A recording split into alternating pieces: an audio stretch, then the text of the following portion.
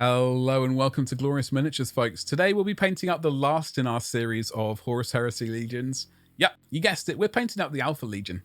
Hopefully on the screen right now you should see the result of today's painting video.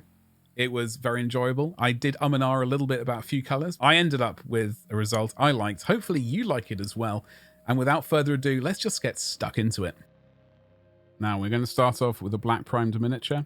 And we're going to be using Leadbelcher. As I've said many times, these are brush-only tutorials, apart from the primer layer, obviously. We are going to be using a brush. Now, you can get Leadbelcher in a can, and you can potentially spray it as well through an airbrush. This paint has been thinned down a little bit. We are going to probably do at least 2 passes of the Leadbelcher to get us where we need to be, which is a nice, even starting point. With this particular method of painting, we are going to want a fair amount of contrast between the layers of paint we're going to do. So we're going to start off with Leadbelcher, a couple of coats, and then we are going to do some further highlights.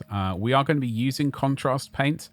We've done it before with our 1000 Sun videos. Hopefully I'll drop a link in the top right hand corner for you to go and check that one out. And we are going to be using the contrast paint for its transparent aspects rather than anything else. So we want to get the levels of contrast on this paint done now before we get the contrast done. So this is our first step. All right, once that's dry, that's looking pretty good. Double check over it to see if we could do any little extra bits and pieces that are looking a bit too thin or something. Yeah, definitely up there with missing some bits and pieces. So we wait for this to dry. Then we can move on to the next stage, which is of course Runefang Steel. We're going to do a bit of it's going to be a rough highlight. It's almost I'm not saying it's not a dry brush, in fact. Potentially you could dry brush. I rarely do it, in fact, but we want a nice chunky edge highlight. We want to see the change in colors between the Leadbelcher, between this color and the next one we use.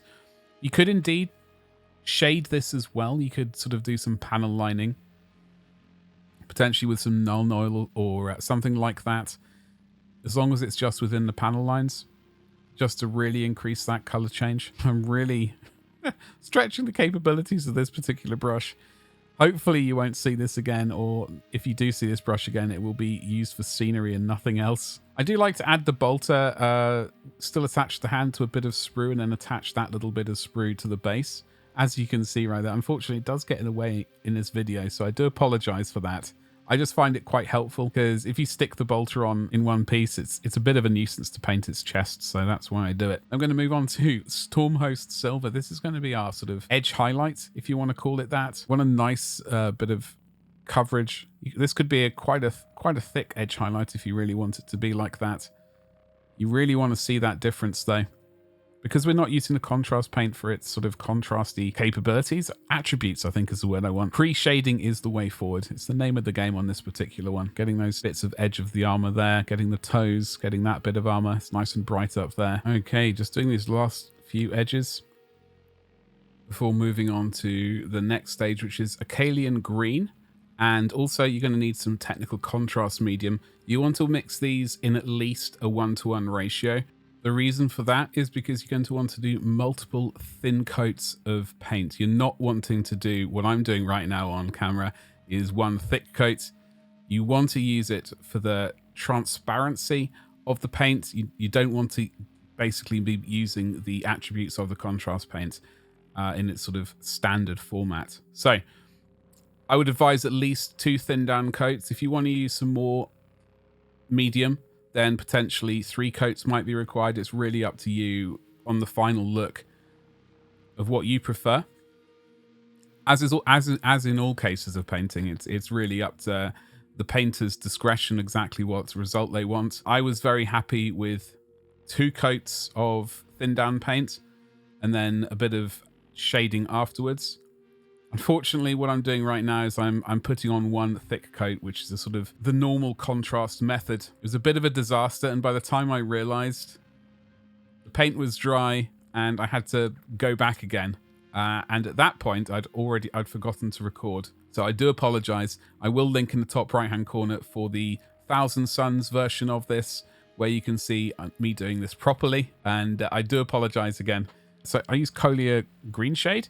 If you prefer sort of a more bluish shade, then you can use Drakenhoff nightshade. So here we go. This is the result that we ended up with once we'd realized our error. And then we had to repaint everything.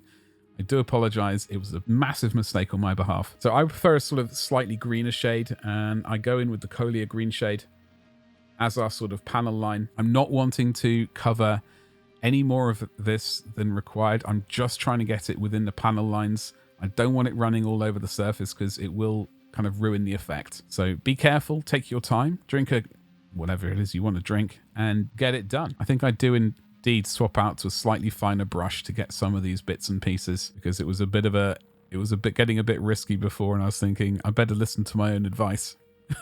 So run this color into all the panel lines, the sort of top of the joint of the leg right there. This can pull up, that's fine, but I mean, as long as it's just within the crevices and bits and pieces, that's the only thing which really matters. I should mention that I have also seen some people use a mixture of Akhelian green and Leviathan blue to get their Alpha Legion looking how they wanted to do, so that's definitely an option. Just wanted to quickly mention that before I forgot. And then we move on to Skavenblight dinge. This is, yeah, you guessed it, we're going to be painting the undersuit. Got to be careful with this. You don't want to make too much of a mess, because once the Skavenblight dinge dries in an area that you don't want it to, then it is very, very difficult to kind of remedy that situation. So just take your time on this particular bit.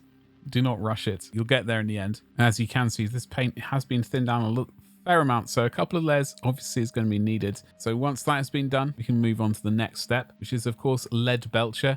Now on this beaky part, I tried to keep as much contrast paint off it as I could, just bearing in mind this stage really. It was rather harder to avoid the chest straps. So we are going to paint the chest straps with this steel color, this metal color. Make sure this runs into that sort of grill bit there as well. Gets the edges of where the lenses go into. Want that nice even coverage. Paint has been thinned down a little bit. Now we're going to get the chest straps, the back of the shoulder straps as well. We're going to get the Leadbelcher treatment.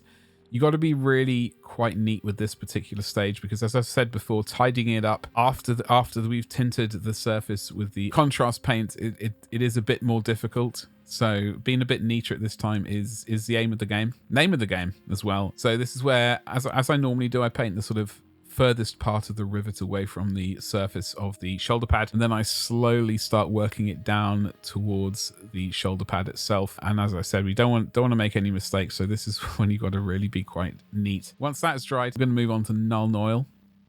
This is going to be used to shade the Leadbelcher. We're going to make sure that goes into all of the grill bits there. Want it around the eye lenses.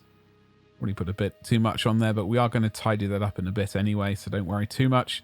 So make sure the grill gets done. We want to get these shoulder strap things. Want to make sure that Nuln oil gets into all those crevices and along the sides as neatly as possible. So just be careful. And the rivets as well. I was pondering leaving them quite dull as well, but in the end I thought, you know what, we can go quite shiny with these. Get them quite close to silver. And there's the Nuln oil again. Well, hey. Guess where this is going? Yeah. The Skavenblight dinge under suit bits. So all of the sort of elbow joints, the hip joints, etc., etc. We make a little mistake. You can use a wet, damp brush to remove any excess that's sort of accidentally run everywhere. But make sure all of the under suit has been covered. We want it to go within all of the crevices leading up to the armor itself and within the sort of the wrinkles of the undersuit itself. Normally I would just concentrate on painting one leg. Painting the entire armor with the same batch of paint was definitely a good move, otherwise you'd end up with an inconsistency. So that's why we are at this stage doing it. We're going to move on to the Leadbelcher and start brightening some stuff up. Now as you can see, we left the areas that we didn't want to paint basically the greenish color. We left that, the Leadbelcher, as you can see. So this sort of beaky part here, that we left some of the rivets. Leadbelcher, we left the shoulder straps, as you can see right there, that sort of, I don't know, that button thing, and indeed these rivets. So make sure you want to make them quite shiny, I think. So sort of upward facing surfaces, get that Leadbelcher on there. Unfortunately, we're slightly out of focus there. Hopefully I remember and realize. But we want quite quite nice and shiny, I think. The upper facing surfaces of that beak, I reckon that's pretty snazzy. See how bright we want to go with it though in the future. All right, well now we're going to break out the Stormhost Silver. As I said, we do want to brighten these little Leadbelcher bits up. So we're going to use the Stormhost Silver. We're going to paint the upward facing surfaces that we want it to be even brighter. So that part of the beak there, definitely want that nice and bright. Trying to get that bit just below the lens. We want the sort of top of those little bits there of the shoulder straps, chest straps, whatever those bits are, the upper surface of that button.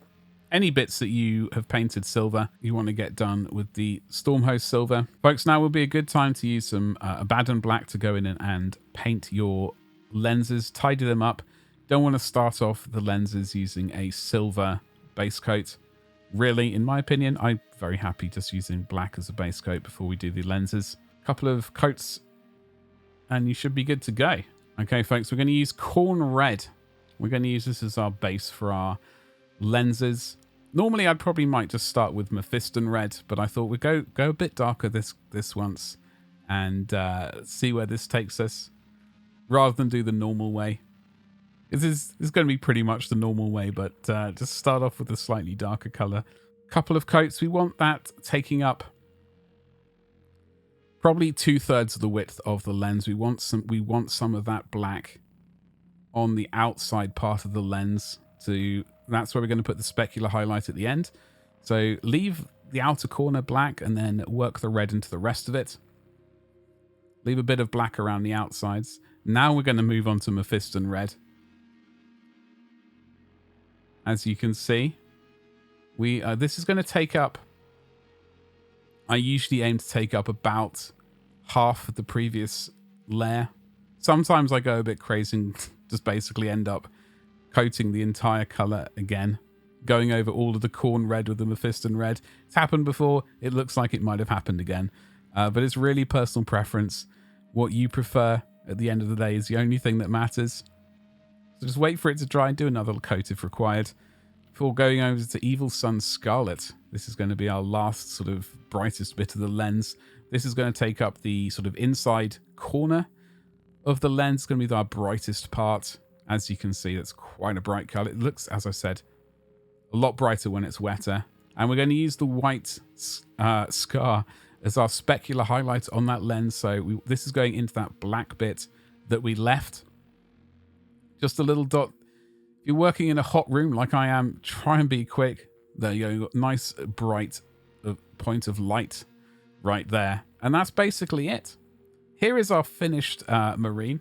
I do apologize for the bit about the basically the leg color going on. That was a bit of a disaster, and the footage was lost if I had recorded it. But we did get there in the end. A couple of thin coats of that Akhelian thin down green, and we did end up with this wonderful color. I really like this for Alpha Legion.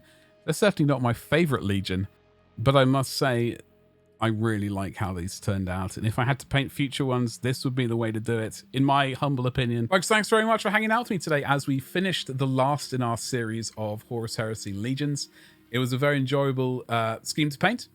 And as I've said many times before, I will be returning to some of these miniatures to do some basing videos and to sort of take some of them to the next kind of level of painting. If you don't want to miss out on any of those videos, do consider liking, subscribing, and hitting the bell for notifications so you don't miss those future videos. I'll see you in the next one. Thank you very much, and goodbye. That's all I've got.